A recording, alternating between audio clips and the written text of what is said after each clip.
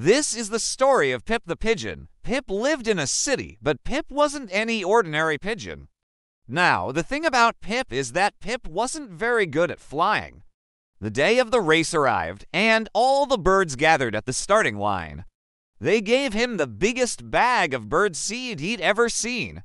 But Pip didn't eat any of the bird seed. Instead, he shared it with the other birds, and they all feasted together. From that day on, the birds in the city knew that they could always count on the people in the Sky Kingdom. And Pip, well, Pip became a hero, not because he was the fastest or the strongest, but because he had the heart of a true champion. When the whistle blew, all the birds took off, just like every year. Pip was right there with them, flapping his wings, determined to win. After a while, he began to feel his wings get heavy, but he kept on flapping. He knew that if he didn't keep flapping, he would lose. So he flapped, and he kept on flapping.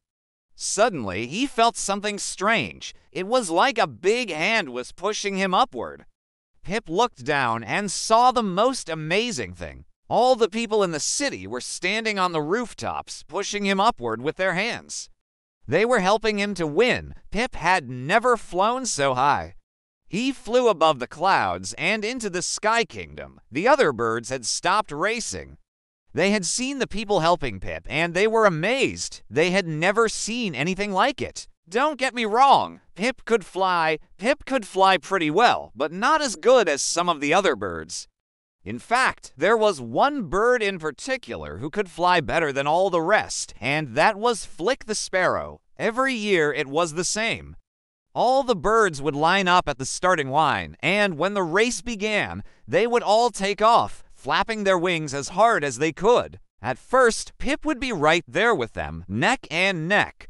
But as the race went on, he would get slower and slower. His wings would get heavier and heavier, and before long, he'd have to land and watch the other birds celebrate as they flew around with the golden bag of birdseed.